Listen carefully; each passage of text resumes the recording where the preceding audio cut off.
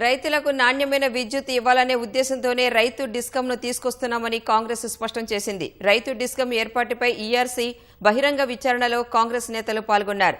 తెలంగాణ రైతు power distribution company ఏర్పాటు ఆవశ్యకతను వివరించారు. గత ప్రభుత్వంలో జరిగిన నిర్వీర్యాన్ని అడ్డుకునే ప్రయత్నం చేస్తున్నామన్న కాంగ్రెస్ నేతలు పేర్కొన్నారు. నాణ్యమైన విద్యుత్ అందించాలని, 2 డిస్కంలు కాపాడాలనే ఉద్దేశంతోనే రైతు డిస్కం తీసుకొచ్చామని ఎంపీ చామల కిరణ్ కుమార్ రెడ్డి అన్నారు. రైతు మోటార్లకు మీటర్లు పెడితే ఉరేయండి, లేకుంటే ప్రతిపక్షాలకు ఉరేయండి అని ఎమ్మెల్సీ అద్దంకి దయాకర్ తీవ్ర వ్యాఖ్యలు చేశారు. అవాస్తవాలను విపక్షాలు వాస్తవాలుగా చిత్రీకరిస్తున్నాయని విమర్శించారు.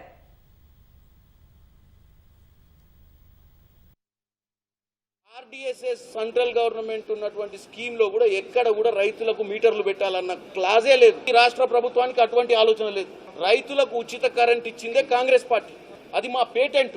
ఈ రోజు ఇంకా దానికి బ్రహ్మాండంగా ఇవ్వాలన్న ఆలోచనతో ఈ రైతు డిస్కమ్ ని తీసుకొస్తున్నాం తప్ప అసలు ఎక్కడ కూడా గతంలో ఉన్నటువంటి ఏదైతే తప్పుడు లెక్కలు చూపించకుండా, ఎక్కడ కూడా లాసెస్ లేకుండా, ట్రాన్స్మిషన్ లాసెస్ లేకుండా చేయాలన్న ఉద్దేశంతో ప్రభుత్వం ఈరోజు ఈ యొక్క నిర్ణయం తీసుకుంది.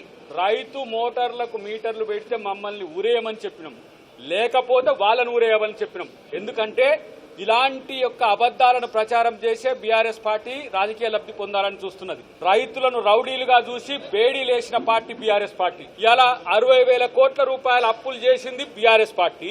జెన్కో గానీ, ట్రాన్స్కో గానీ అప్పుల ఊబిలో ఉండడానికి కారణం కేవలం ఆ కాళేశ్వరం లాంటి వైట్ ఎలిఫెంటే కదా. పేద రైతులే కాదు, మధ్యతరగతి రైతులే కదా, అందరికీ మేలు జరిగే ఈ ప్రక్రియను కుట్రకోణం నుంచి రాజకీయం చేయడానికి చేస్తున్న ప్రయత్నాన్ని మీరు తిప్పికొట్టాలని రైతు సమాజానికి విజ్ఞప్తి చేస్తున్నారు.